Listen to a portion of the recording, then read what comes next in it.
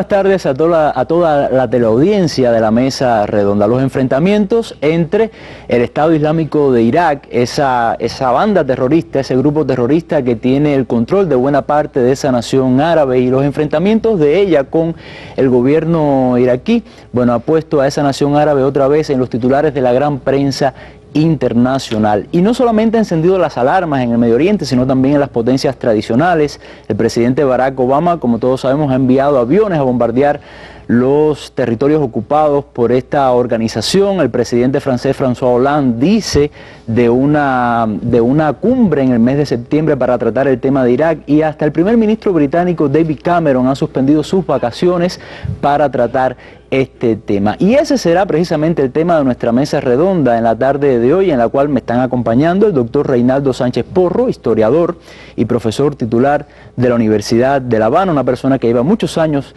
estudiando la historia de esa región. También Cristina Escobar, periodista del Sistema Informativo de la Televisión Cubana, analista de temas internacionales, y Lionel Nodal, periodista y ex corresponsal de prensa en el Medio Oriente, también analista de temas internacionales y uno de nuestros panelistas habituales. Con todos ellos le doy las buenas noches y los invito a que sigan con nosotros en la mesa Irak, las secuelas de la guerra imperial.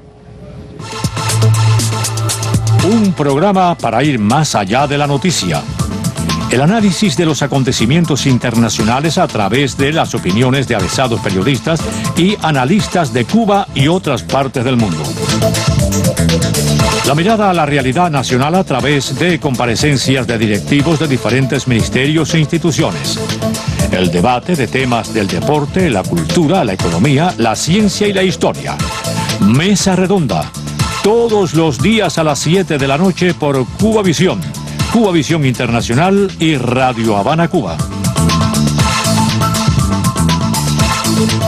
Y comenzamos con nuestra habitual sección, la noticia del día. Nos vamos hacia Estados Unidos, las protestas que tienen lugar en varios estados de ese país tras el asesinato del joven afroamericano Michael Brown.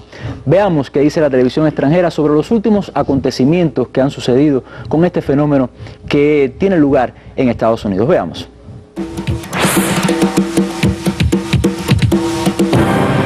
La esquina de Riverview y McLaren en el condado de San Luis, Missouri, se convirtió en un nuevo escenario de protesta para la comunidad afroamericana. Unas horas después de la muerte a manos de la policía de un joven de 23 años, presuntamente armado con un cuchillo y que probablemente padecía una enfermedad mental, los vecinos del lugar rechazaron el uso excesivo de armas de fuego por parte de las autoridades.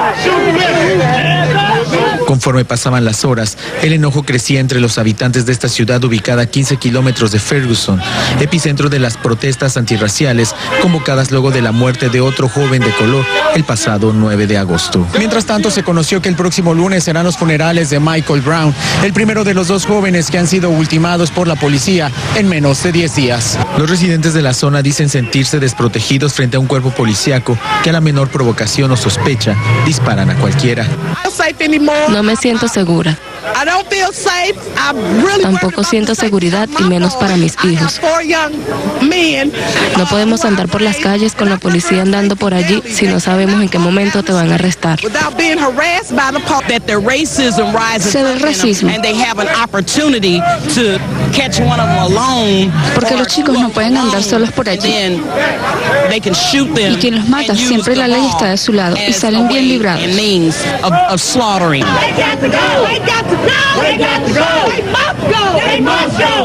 Quienes rechazan la política de represión implementada por el gobierno local y reforzada ahora con la Guardia Nacional, aseguran que continuarán movilizándose por el respeto a sus derechos. Bueno, recordar que precisamente ayer otro policía asesinó en el mismo estado y muy cerca de la localidad de Ferguson, donde murió Michael Brown, a otro joven afroamericano de 23 años, algo que puede complicar mucho más esta situación que ha despertado otra vez el debate sobre el racismo en Estados Unidos. Esta es nuestra noticia del día. Yo les propongo ya pasar al tema de nuestra mesa redonda, pero antes veamos el siguiente material que habla sobre qué dice Barack Obama sobre lo que está sucediendo en Irak. Veamos.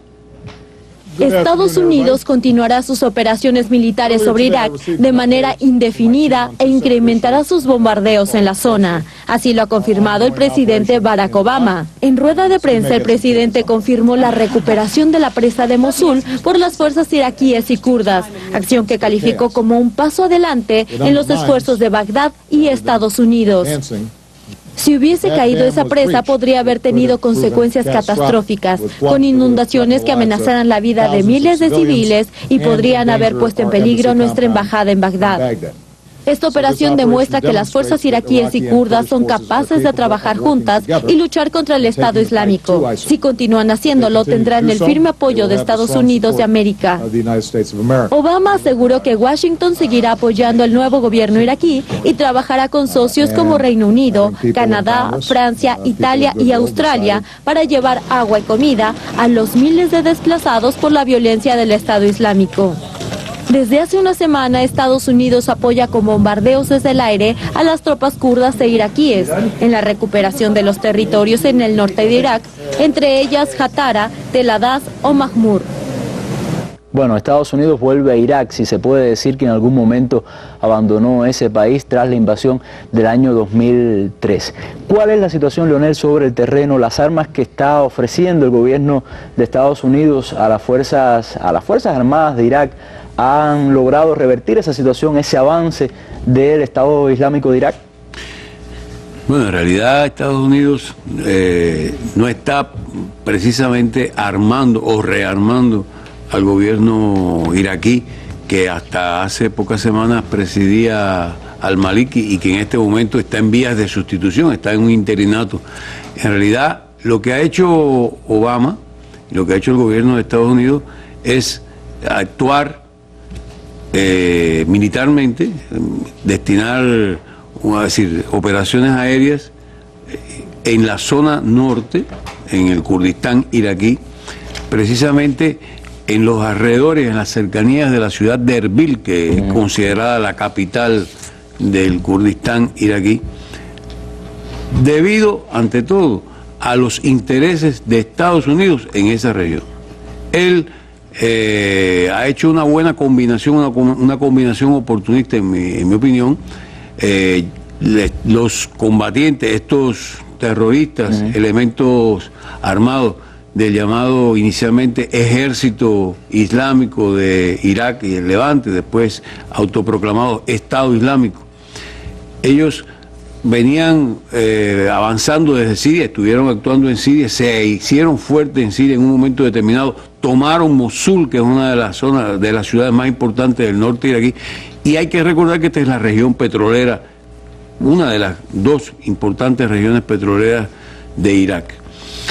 Y ya cuando comienzan a avanzar en esta zona del Kurdistán y se ve que pudieran poner en peligro o en crisis la capital, esta ciudad de Erbil, de los alrededores, es que ellos entonces deciden actuar. ¿Por qué decide actuar Estados Unidos en ese momento?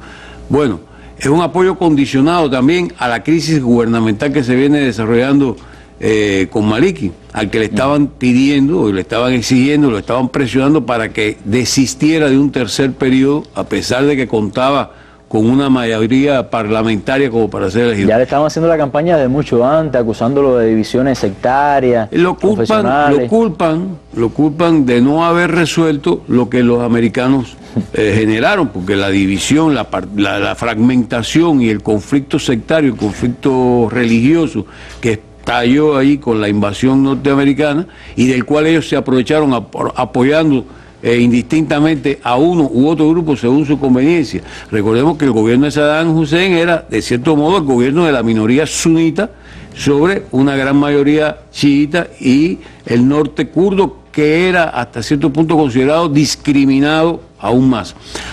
Vuelvo al tema del norte.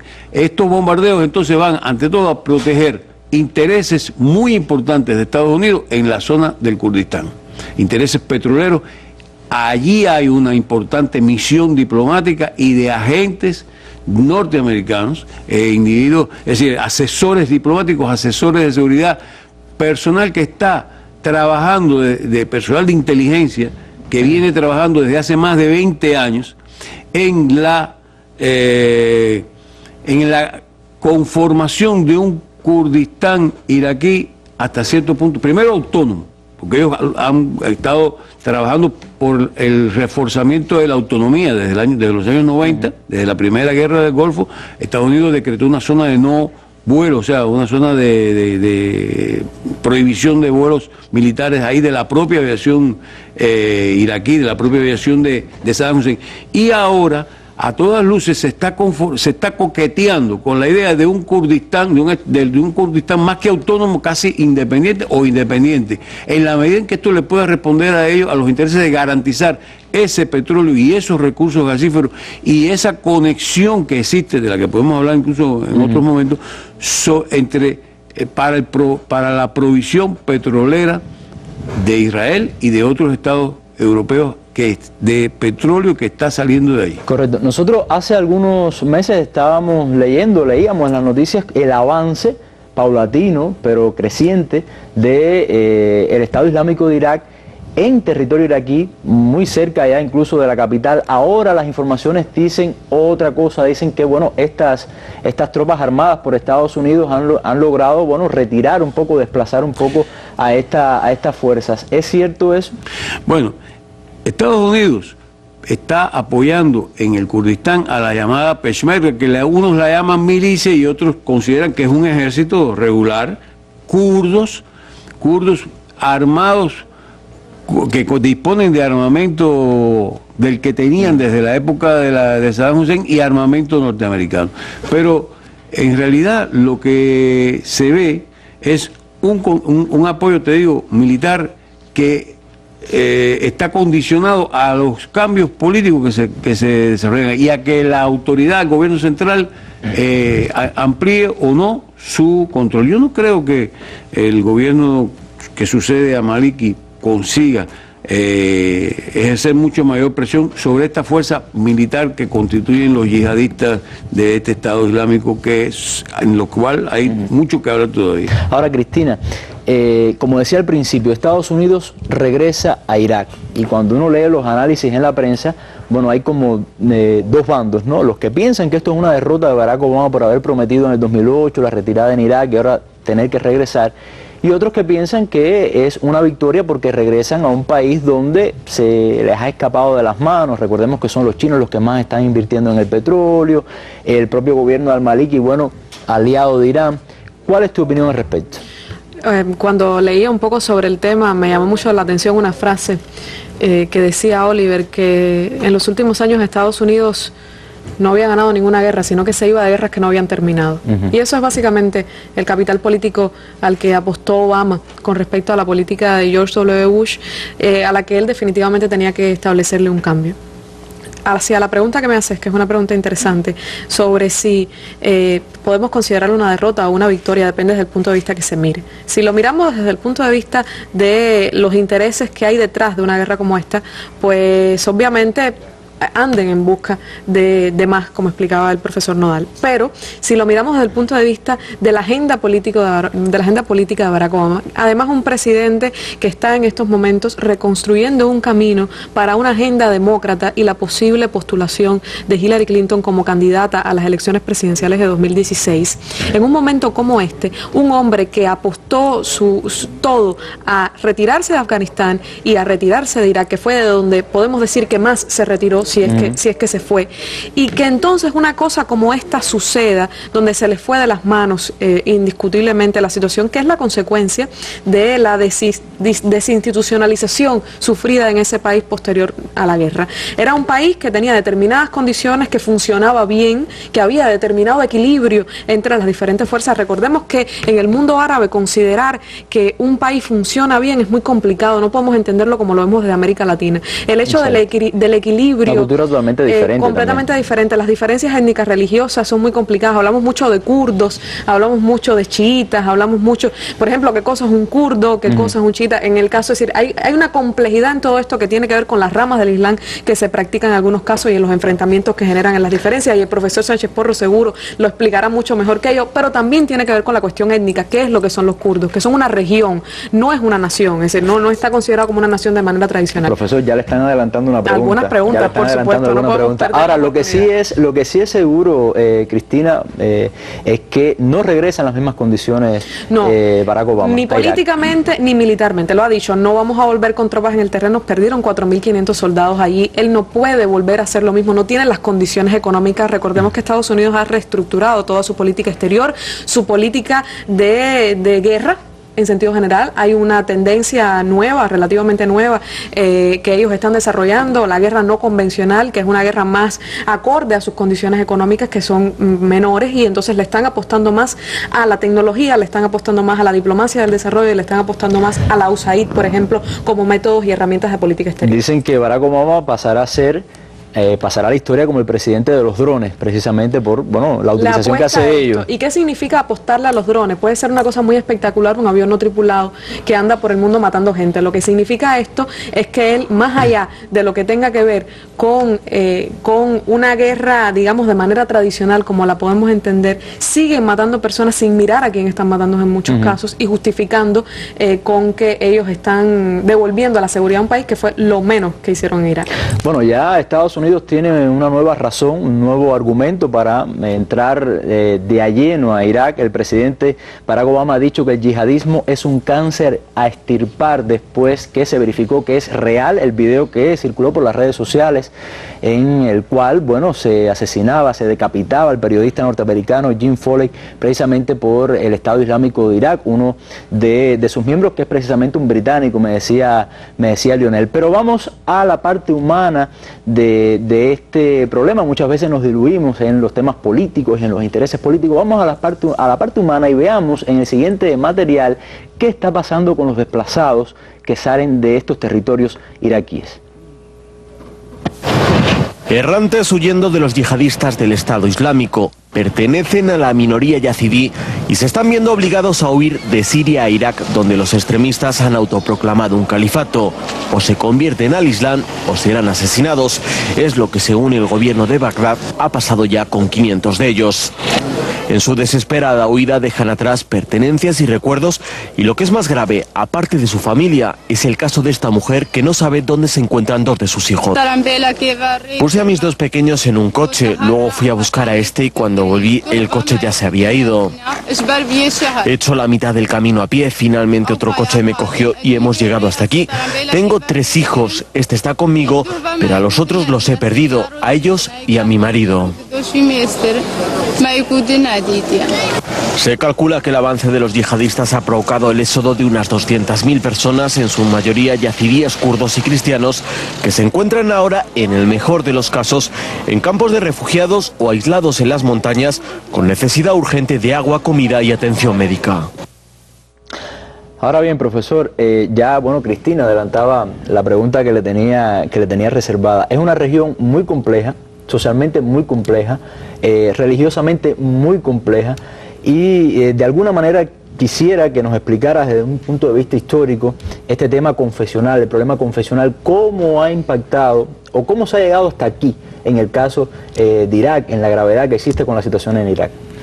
Bien, me parece que ya se han adelantado algunos puntos que son importantes, ¿no? Es un país integrado por 3 comunidades, pero debemos estar claros en que en una de ellas hay una diferencia étnica, quiere decir que se habla otra lengua, no es la lengua árabe. Creo que cuando nos acercamos al Medio Oriente muchas veces pensamos en un Medio Oriente todo islámico y todo árabe, y no es así. Aquí hay una serie de pueblos, y uno de los pueblos, un pueblo irredento, es precisamente el pueblo kurdo. Los kurdos están en el extremo norte de Irak, vienen a ser el 20% de la población concretamente en Irak, pero se encuentran por toda la región, o sea, en los países que confluyen. Exactamente, Turquía es la que tiene un número mayor. Decía Cristina, no son una nación, realmente no son un Estado. Pero se considera una nación. Exacto, en cuanto a comunidad humana, a nivel de organización. Exactamente, entonces vienen buscando un Estado para sí desde hace mucho tiempo. Hubo un momento en la Primera Guerra Mundial en que eso fue una posibilidad, después se perdió y toda la historia posterior ha sido muy compleja. Han luchado entre sí, han luchado país contra país, los han manejado diplomáticamente desde distintos puntos de vista. Y esa comunidad entonces ha sacado un provecho en este momento, en todo este desastre, porque realmente, si en algún momento han tenido autonomías ahora, ¿no? En el caso concreto de Irak, han tenido esa realidad. me interesa hablar de esa comunidad. Presidente kurdo incluso. Ajá, se llegó a ese nivel. Me interesa porque precisamente uno de los elementos que se está manejando ahora es la presencia dentro de esa comunidad, que es una minoría étnica, de una minoría religiosa. Y entramos entonces en el otro ángulo, que nos cambia el mapa, ¿no? Cuando lo vemos de la manera étnica, no es lo mismo que la religiosa. Kurdos y árabes que hablan lenguas distintas, sin embargo, son en su inmensa mayoría sunitas. Entonces, una parte grande de la parte central son sunitas y los kurdos también. Ahora, cuando llegamos a nivel de todo el país, el 60% son de la Shia. Y eso acerca indiscutiblemente toda la parte de Basora, la parte de Bagdad en gran medida, hasta Samarra, a Irán, que es el centro fundamental de la Shia, ¿no? Y entonces eso nos mueve un poco el escenario.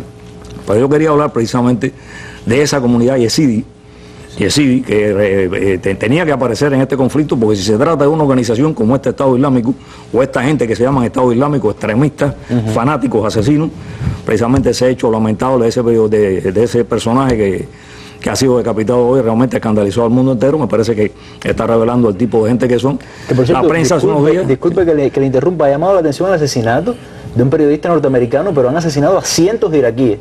A cientos de iraquíes que, bueno, sabemos la diferencia cuando se trata mediáticamente estos asuntos. Claro, es cierto. Por otra parte está lo que ha dicho la prensa nuestra con respecto a que hace unos días habían enterrado vivo a una serie de gente, ¿no? Que gente eran los yezidis precisamente. Esta comunidad es una comunidad realmente muy antigua desde el punto de vista étnico, son kurdos, pero su religión es la más antigua posiblemente del Medio Oriente, de las religiones preislámicas, incluso precristianas. Se trata de un grupo que, al hablar de influencia religiosa, es una cosa un tanto compleja, porque en religión todo el mundo influye a todo el mundo. Creemos que el sincretismo lo inventamos los cubanos, y el sincretismo es la historia de la religión. O sea, cuando vamos a ver de dónde vienen los ángeles, de dónde vienen toda una serie de concepciones, el diluvio, están todas las religiones mesopotámicas que anteceden a todo eso que vino después.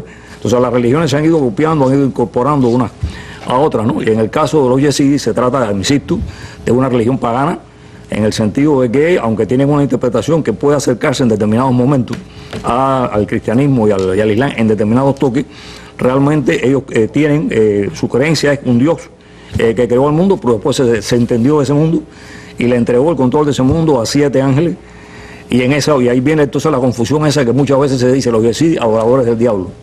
No es que sean adoradores del diablo, es que para ellos el diablo se regeneró. Después de 7000 años de pena por haber cometido un error, el diablo es reincorporado otra vez, sigue dirigiendo entonces el mundo y se convierte entonces en el ángel Pau, en el Malek Taus, que es como le llaman ellos, ¿no? Y a partir de ahí, bueno, ya eso no tiene absolutamente nada que ver con lo que va a venir después con el Islam. El Islam va a considerar eso paganismo puro, y de ahí viene entonces esta situación actual. Son gente que cree en la metempsicosis, o sea, la reencarnación.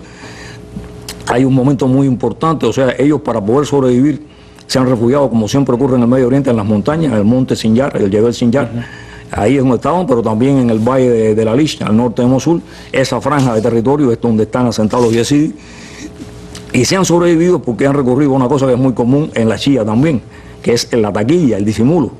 Para que no te maten, tú te recubres de un exterior y te pronuncias, si es la etapa de los cristianos nestorianos, pues eres nestoriano.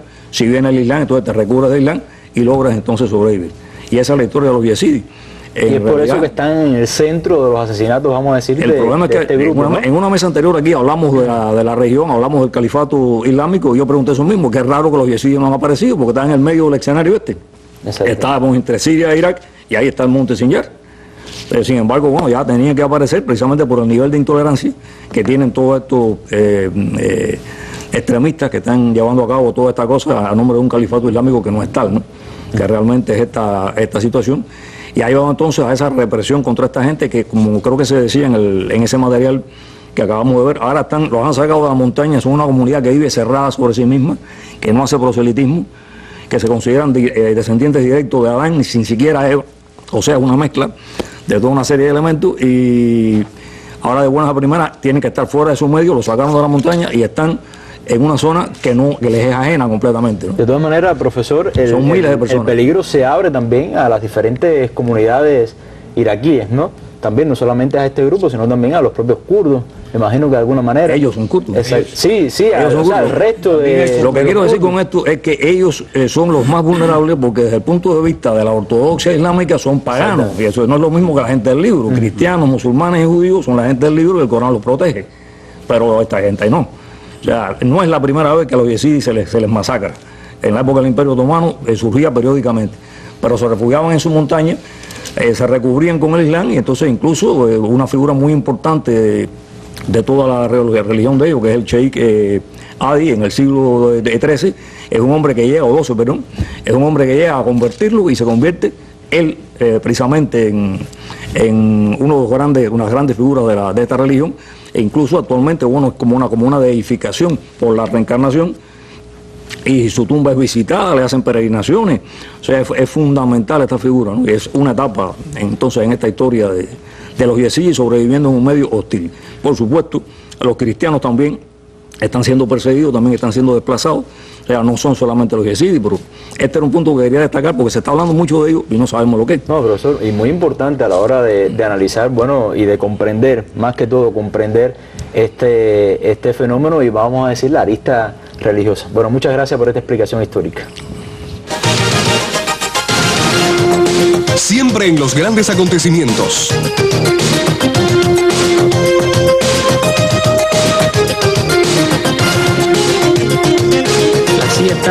Tiene todas estas organizaciones con la noticia y el análisis oportuno marcada por el terror que pudiera conducir a un golpe de Estado. Un genocidio contra el pueblo iraquí.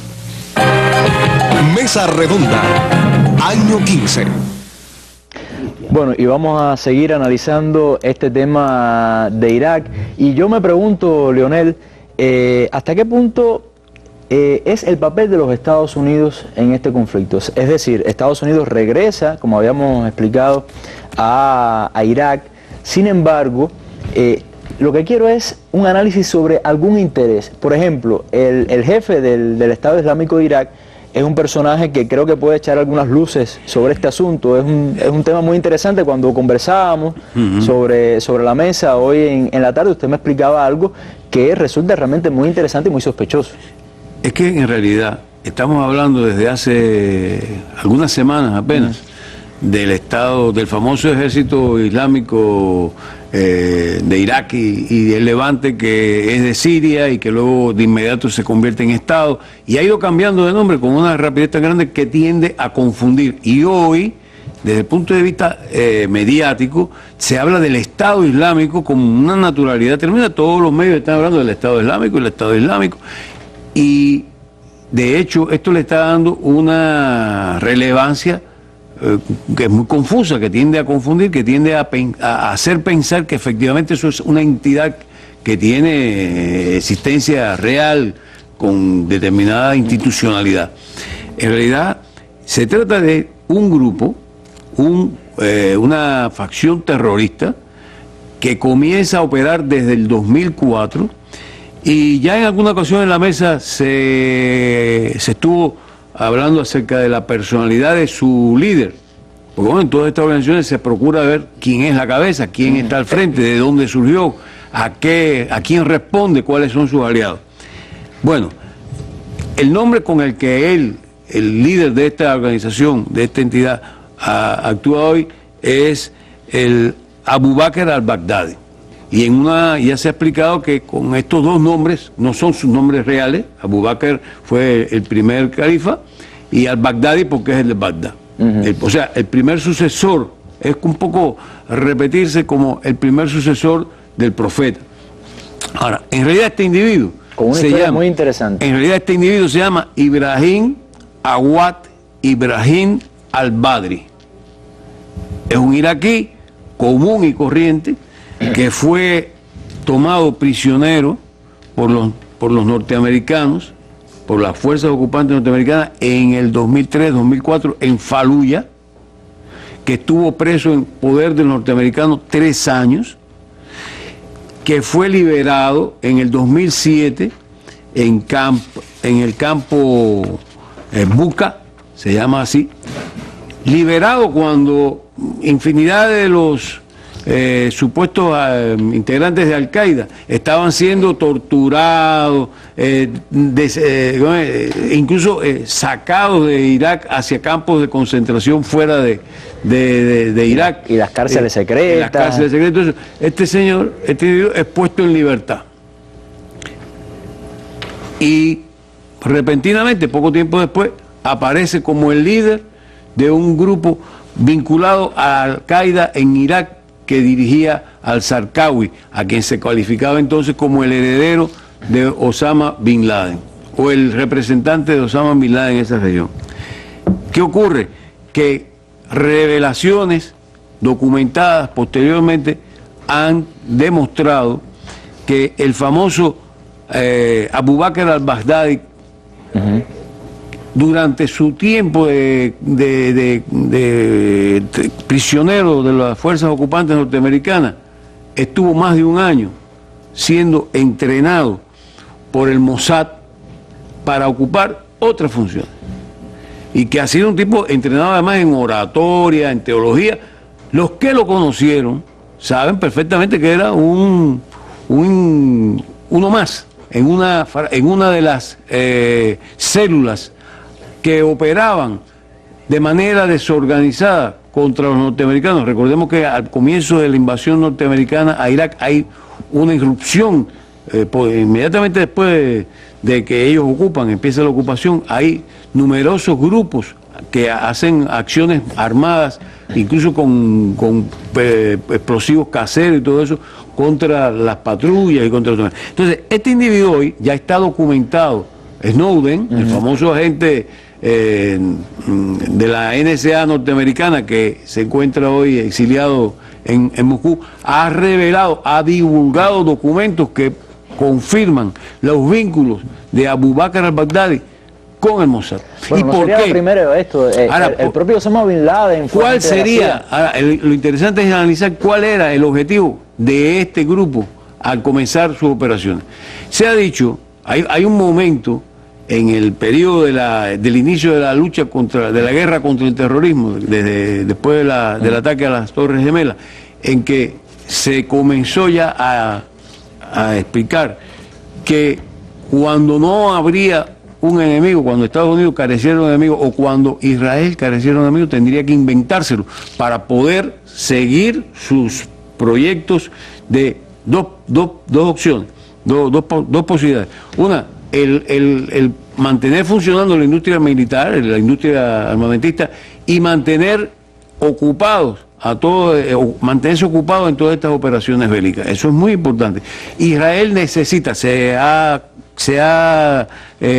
hablado también de un proyecto que es en el que se inserta este grupo desde el 2004 en adelante, que era crear un enemigo cercano a Israel, cerca de la frontera de Israel, que justificara todo lo que tendría después de Estados Unidos que hacer. Sobre eso le quiero preguntar, Leonel, sobre eso le quiero preguntar, porque estamos hablando de un grupo terrorista, como decía el profesor, asesino. Bueno, las noticias creo que no dejan duda, pero que está muy bien armado, lo que supone que recibe financiamiento de algunos sectores regionales. ¿Hasta qué punto es un peligro para la región este grupo islámico? Bueno, fíjate, una de las cuestiones que se ha visto en estos últimos 2-3 años, después de la llamada irrupción de la primavera árabe, es que lo que ha ocurrido es sencillamente la puesta en práctica de una serie de teorías y de tesis geopolíticas destinadas a hacer explotar, implosionar, como se dice, a estos países árabes desde dentro, poner en guerra sus propias fuerzas internas y volcar allí todo el armamento necesario para que todos estos grupos tengan los suficientes recursos para hacer estallar a los regímenes que no le convenían o que para poder hacer mucho más dominable esta región. En el caso de este grupo del ejército islámico, sus armamentos son armamentos occidentales, armamentos de última generación en algunos casos, armamentos que provienen de los países vecinos, que de cierto modo han tenido cierta identidad ideológica o confesional, pero sobre todo tienen dinero. ¿Qué dinero es ese? El dinero del petróleo del Kurdistán, que se está yendo hacia Israel. Se supone que ellos han exportado ya alrededor de 2 millones de barriles de petróleo de contrabando hacia Israel. Y esto significa, según dicen, están reportando alrededor de 1.000 millones de ingresos de petróleo que se está vendiendo prácticamente de contrabando, en algunos casos a través de Turquía y en otros directamente a través de un oleoducto, gasoducto que atraviesa el territorio. Ahora, siempre que hablamos de las complejidades políticas de Oriente Medio, creo que hay que hablar del papel que han tenido las potencias occidentales.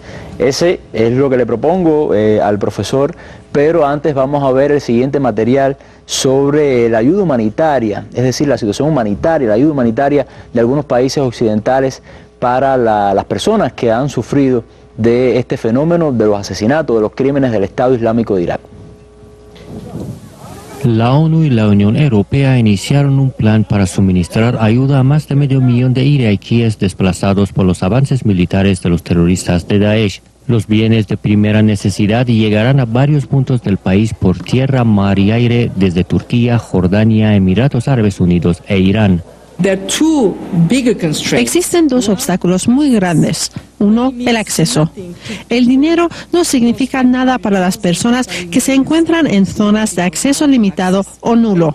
Y dos, más capacidad para prestar asistencia, más organización, coordinación, logística que nos permite satisfacer las necesidades de aquellos que dependen mucho de la ayuda en estos días.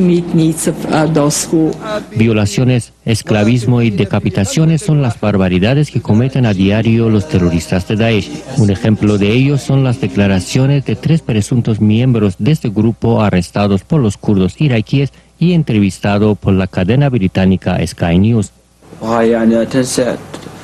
Si escapas, ellos los takfiríes te matarán. Cualquier cosa que hagas, te matarán. Que si caes en la mano de ellos, no hay vuelta atrás. Y que si regresas, te culparán por traición. Dijeron que si Estados Unidos ataca a los takfiríes, el conflicto empeoraría. Mientras tanto, el ejército de Irak continúa su ofensiva contra los terroristas. Las fuerzas iraquíes lograron avanzar hacia la ciudad de Tikrit en manos de Daesh desde principio de junio. Según fuentes militares, se han registrado fuertes enfrentamientos en las cercanías de esta urbe iraquí. Bueno, y vamos a hacer un paréntesis en nuestra mesa redonda para darle lectura a un material de última hora que nos ha llegado y que es todo un privilegio para la mesa redonda, una primicia, el último texto escrito por el líder de la Revolución Cubana, Fidel Castro, fechado este 20 de agosto y titulado La verdadera amistad. Dice Fidel: ayer recibí la visita del presidente de la República Bolivariana de Venezuela, quien realizó un viaje al exterior relacionado con la defensa de importantes intereses petroleros de su país. A su paso por Cuba aprovechó para hacer un contacto conmigo y saludarme personalmente como había prometido el 13 de agosto del presente año, cuando tuve el privilegio de cumplir 88 años. Ese día me había obsequiado algunas frutas, entre ellas unas pequeñitas como perlas que yo ni siquiera había visto nunca y son de excelente sabor.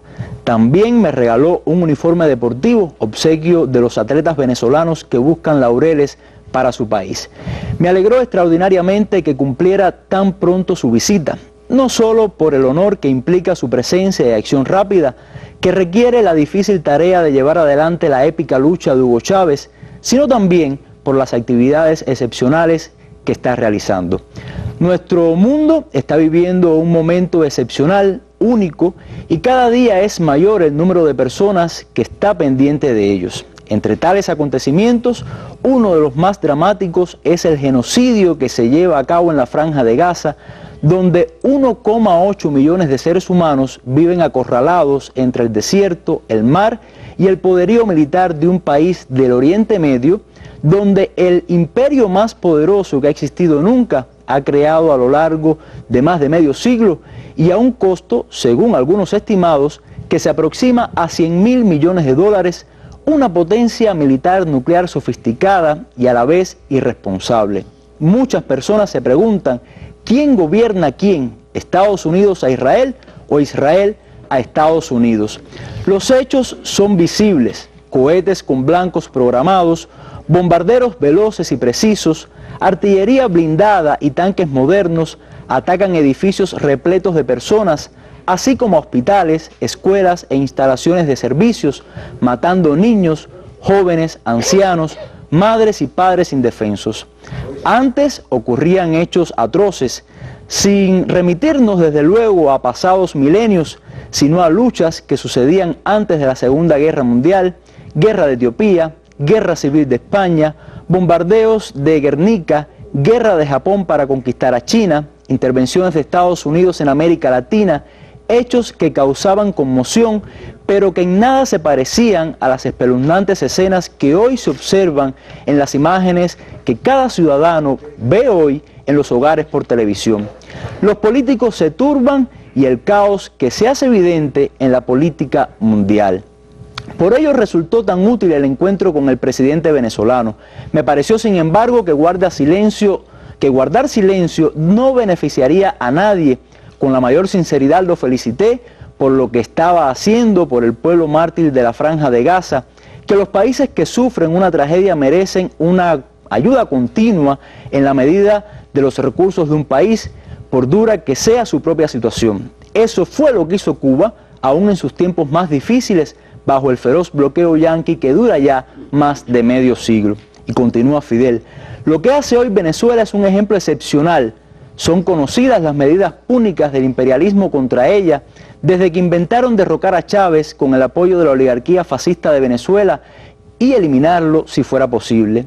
Este nunca vaciló y fue solidario con nuestra patria en los tiempos más difíciles. Felicité a Maduro por su extraordinaria solidaridad con el pueblo heroico de la Franja de Gaza. Apenas llegaron noticias del genocidio y el elevado número de niños, madres y personas heridas o asesinadas por los ataques genocidas de Israel, ordenó preparar un avión militar de carga de fabricación norteamericana que solo con grandes dificultades puede superar el bloqueo de piezas por sus fabricantes, y enviarlo con equipos, medicamentos y alimentos esenciales a Egipto con destino a Gaza. Envió además al incansable ministro de Relaciones Exteriores al Cairo a fin de obtener el apoyo pertinente para hacerlas llegar a quienes desesperadamente lo necesitaban. Desde entonces, los valientes pilotos venezolanos transportan su carga salvadora que permite salvar madres, niños, adultos de la muerte.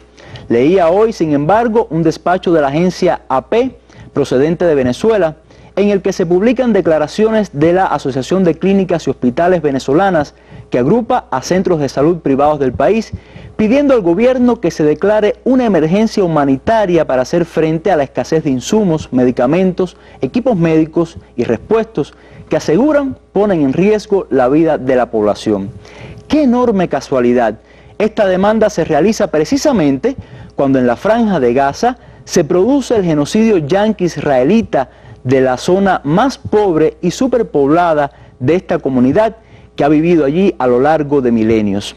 Eso es lo que hace tan meritoria la conducta de Maduro y los militares y especialistas venezolanos que llevan a cabo tan ejemplar conducta ante la tragedia del pueblo hermano de Palestina. Muchas cosas se podrían decir ante este hecho notable si el Homo sapiens lograra vivir lo que estaría en sus manos y no se extermina a sí mismo. Durante un recorrido por áreas que implican grandes perspectivas alimentarias, aparecen dos trabajadoras. Les pregunté si conocían al acompañante. Lo miraron bien y dijeron: el presidente Maduro, y sonrieron con picardía. Les pregunté qué nivel de escolaridad tenían. La más joven dijo 12 grados. La otra, todavía joven y fuerte, respondió que era graduada como profesora de educación física y deportes, en lo que trabajó varios años. Finalmente les pregunté si estarían dispuestas a trabajar en Venezuela y con entusiasmo respondieron: por supuesto que sí. No me extiendo si pretendo publicar este escrito hoy mismo, como le expresé al presidente Maduro. Fidel Castro Ruz, agosto 20 de 2014, 6:44 p.m.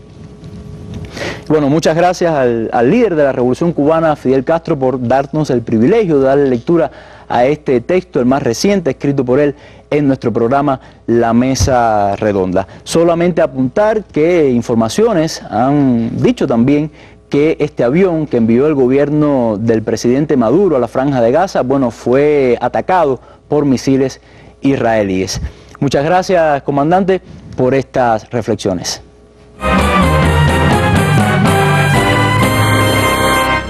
Y vamos a continuar con el tema central de nuestra mesa redonda. Estábamos hablando, profesor Sánchez Porro, sobre el papel que tiene o que ha desempeñado Estados Unidos. Bueno, Leonel hacía referencia a la sospechosa historia de este líder del Estado Islámico de Irak. Y yo creo que eso es algo que hay que verlo también desde una perspectiva histórica. Como decía, pienso, usted me dirá si estoy en lo cierto o no, todos los problemas actuales políticos de Oriente Medio están relacionados de alguna manera también con las potencias extranjeras, con las potencias occidentales que colonizaron durante algún tiempo. Por supuesto, la injerencia es un fenómeno histórico tan antiguo como la propia historia. Siempre hay una combinación de factores internos y de factores externos. En política, bueno, eso es lo usual. Pero yo quisiera empezar por hacer un pequeño comentario y decir, cuando me parece que últimamente estamos condenando, o se está condenando, a la primavera árabe, a ese proceso de una manera total, y se olvida que los primeros dos casos, el caso de Túnez y el caso de Egipto, no se trataba de gobiernos que fueran antiimperialistas, ni mucho menos, sino que eran gobiernos directamente ligados a Occidente. Por lo tanto, no debemos en esa generalización de lo que después pudiéramos llamar la polución política de un proceso que empezó porque la gente tenía deseo de cambiar y de ser más libre en el Medio Oriente, y después vinieron intervenciones de todo tipo. Ahí tenemos otro caso de intervenciones. A partir de Libia todo se contaminó. ¿A partir de qué? A partir de la OTAN, a partir de todo lo que sucedió. Pero eso no nos puede llevar a negar que la gente se tiró a la calle contra las balas y que por lo tanto fue una rebelión popular lo que ocurrió en estos lugares. Y para eso nada más que tenemos que oír a la izquierda cuando nos habla de lo que está pasando ahí, o de lo que pasó por lo menos en el inicio. Personas que todavía salen a las calles a pedir aquellos reclamos, lo que pasa es que son silenciadas. Hay de todo, en este sentido hay de todo. Que después se aprovechó, que después hubo intervenciones, bueno, el caos que hay en la actualidad en el Medio Oriente, y pudiéramos decir que de aquella primavera, si fue primavera o no fue primavera, pasamos a un invierno o un otoño, ¿no? Pero realmente eso tiene que ver con toda esta situación y con la pregunta en definitiva que tú me haces, las intervenciones. Yo creo que el mapa político del Medio Oriente, de la Primera Guerra Mundial para acá, es el mapa hecho por las potencias imperialistas. O sea, concretamente terminó la Primera Guerra Mundial, se repartieron el Medio Oriente, y si uno ve la frontera de Siria, hay una raya ahí, una diagonal. Esa diagonal es lo que queda de la línea Sykes-Picot, o sea, el acuerdo de 1916 por el cual Inglaterra y Francia se dividían la región. Y a partir de ahí se fueron conformando los países, y yo quería recordar cómo Irak, y este es otro punto interesante, son países con una extraordinaria historia, una historia milenaria, pero la creación de esa frontera fue un capricho de los ingleses, impuesto incluso a los franceses en el caso concreto de esa de territorio tan importante ahora que es Mosul. Si vemos esa línea, Mosul quedaba en la parte norte, Mosul iba a ser para los franceses, por Inglaterra había ocupado la región. Y en una visita que hace, que comenzó a Londres en diciembre de 1918, sencillamente Lloyd George le dice, no, Mosul es para nosotros, y se hace ese cambio. O sea, hasta esa frontera fue trazada a puro capricho y a pura coyuntura, y ahí está el petróleo una vez más, ¿no? Era justamente la zona del petróleo, y así se hicieron esas fronteras. O sea, realmente es una situación mantenida, o sea, la lucha de los pueblos de la región por hacer valer sus opciones políticas con respecto a todo ese mapa diseñado a capricho de toda una serie de injerencias. Y después de la Segunda Guerra Mundial, bueno, viene el relevo, viene Estados Unidos, viene la doctrina Eisenhower, primero la doctrina Truman, y toda una serie de escaladas que ha llevado, bueno, el hegemonismo norteamericano a manifestarse también en esta región. Y el caso de Israel, que es un caso bueno, paradigmático con respecto a este tipo de cuestiones, ¿no? Israel, que es un Estado que existe en la región, un Estado reconocido por los palestinos desde 1993, pero que se ha derechizado de una manera extraordinaria.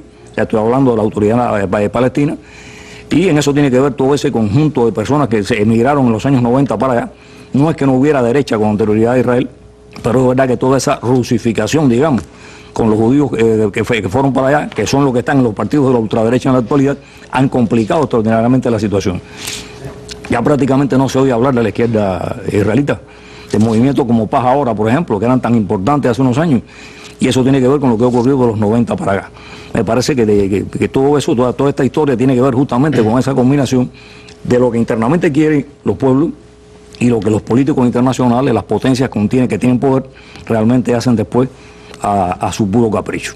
Yo sé que los historiadores por lo general necesitan mucho tiempo para las explicaciones, tiempo que no le he podido dar hoy, profesor, lo siento mucho, pero bueno, quedé invitado para otra mesa redonda para ampliar precisamente sobre este tema. Ahora, Cristina, en los pocos minutos que nos quedan, quiero hacerte una pregunta precisamente para cerrar. Yo creo que de alguna manera redondea el tema de hoy. ¿Es el Irak actual el Irak que Estados Unidos pensó en el 2003 o que incluso pensó a principios de los años 90 cuando el primer Bush, vamos a decir Bush padre, invadió Irak? Yo no creo que ellos cuando invaden piensan mucho en el futuro.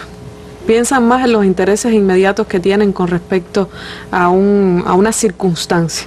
Pero si seguimos el patrón, por ejemplo, de Libia y lo que se buscaba era la destrucción de un país que no estaba alineado con el gobierno de Estados Unidos, pues eso lo han logrado. Ahora, yo creo que han fracasado. ¿En qué sentido? Recordemos que ellos fueron a la región posterior, independientemente de los intereses petroleros que puedan haber en toda esta historia, ellos fueron a la región a buscar Al-Qaeda. Es decir, ese era el propósito posterior a los ataques del 11 de septiembre. Y entonces este Estado Islámico, que tiene vínculos con Al-Qaeda, que ahora está tomando los lugares como Faluya, por ejemplo, que eran los lugares de Al-Qaeda, están volviendo, además con métodos terroristas típicos, en lo que ellos fueron a acabar, a lo que ellos fueron a la región, está volviendo a la región, está volviendo y además con mucha fuerza. Incluso un teniente coronel del ejército estadounidense del Pentágono ha dicho, son enemigos poderosos a los cuales hay que respetar indiscutiblemente. Ellos, y eso es una frase rara en un militar estadounidense en este sentido, nuevo gobierno, eso es lo que se está hablando ahora, la construcción de un nuevo gobierno. Nuri al-Maliki era un hombre que podía coexistir con Estados Unidos, pero finalmente el hecho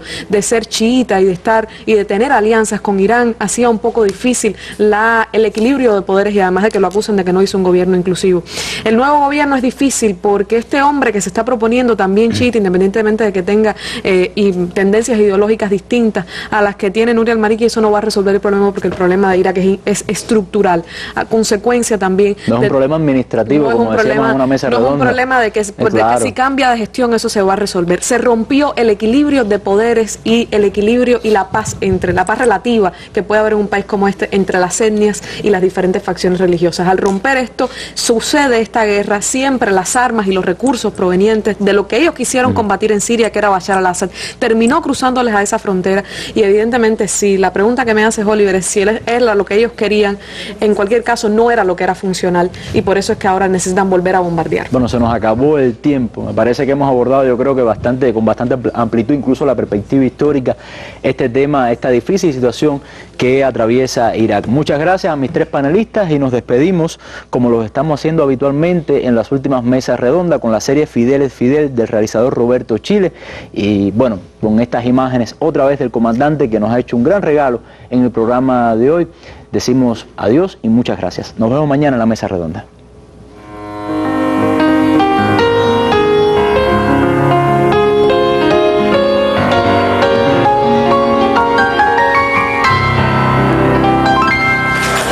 Mijita, lo que pasó, oí decir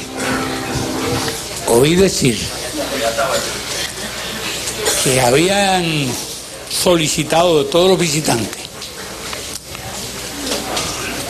que vinieran en guayabera o en manga de camisa. Nada más faltó decir que había tanto calor que había que venir en camiseta o sin camisa. Y entonces yo tenía un problema, ¿no? Porque tengo mi vieja costumbre. Decía, bueno, ¿qué debo hacer con los anfitriones? Antes iban de traje los demás, allá en Guadalajara, en Madrid, y yo iba con mi ropa de siempre. Y algunos periodistas más de una vez me han preguntado de esa ropa, y esa es la ropa que yo tenía cuando estaba en las montañas. Y me gusta, esta es mi ropa. Y es más cómodo, no tengo que andar con la moda, no tengo que cambiar un corte nuevo, un diseño nuevo, es lo más económico. Claro, yo sé que algunos criticaron, siempre habrá que inventar cosas, no todo, pero algunos, que yo era el único que me aparecía allí de uniforme. Al parecer querían asociar hasta la idea mía del uniforme con qué sé yo qué idea de experiencia que puedan haber tenido ellos en sus países, o quizás queriéndome pintar a mí de militarista o cosas de eso. Cuando yo no he recibido ningún ascenso, tengo el mismo grado que tenía cuando desembarqué en el Gran.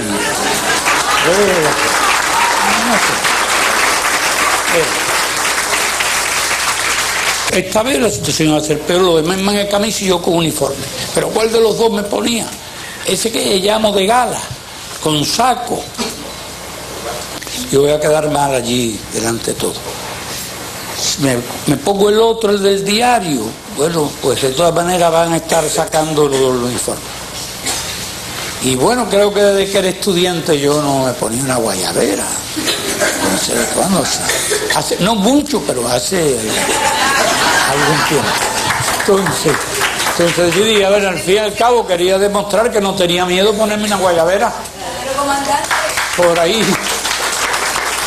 ahí hay quien decía que yo ando con un chaleco antibala. El chaleco antibala que tengo es la moral. Y bueno, por eso te digo, y me puse la guayabera. Y lo bonito de la guayabera es que me la elogió todo el mundo.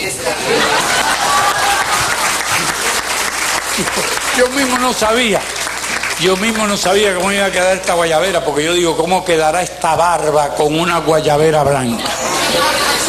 Pero bueno, me decidí, me puse la guayabera y bueno, te advierto que me ha gustado.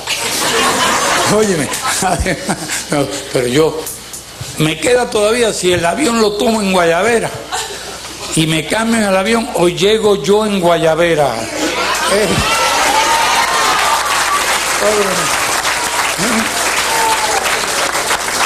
Aquí son las razones. Estas son las razones, pero no, yo vuelvo a mi uniforme. Pero hay algunos que están acostumbrados al respeto a los militares y lo tratan mejor a uno cuando está de uniforme que cuando está de guayabera.